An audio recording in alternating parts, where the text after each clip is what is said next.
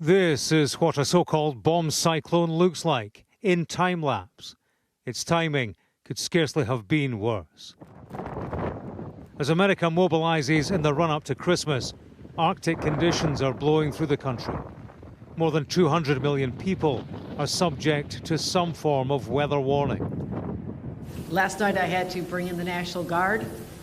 The conditions, the blinding snow, the zero visibility, absolute whiteouts, it may go down as one of the worst in history. Thousands of flights have been cancelled. Planes that have taken to the air have had to negotiate stormy conditions. The winds, heavy snow and flooding have stalled travel by land too.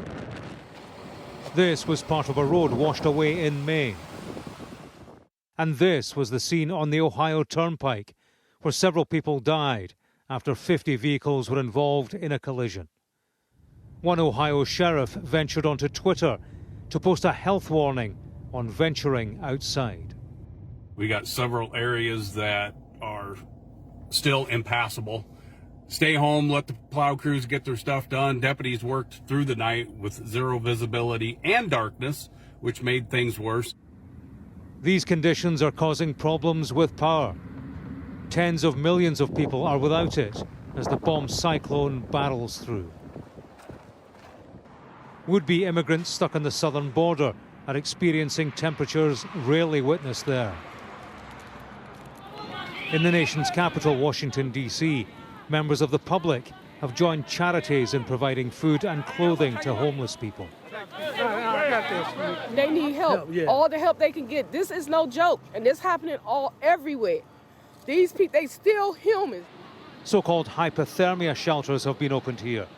Around the country, too, libraries and police stations are doubling as warming centres as authorities scramble to find emergency accommodation. If you don't expose yourself to the elements beyond which you can tolerate, you get in a sleeping bag or under the many blankets they give away in this park or under a pile of clothes.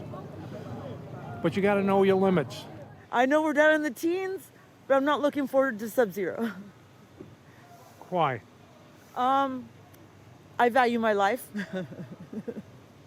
In these bitterly cold temperatures, there is concern across the board. In places with power outages, and there are many of them, people with roofs over their head are being advised to seek shelter, not to assume that without a heat source, they will get through the night. In Maine, trees felled by the Christmas storms forced onto the road a flock of turkeys. What else? What next is the question here, from extreme weather that has brought extreme challenges. James Matthews, Sky News in Washington.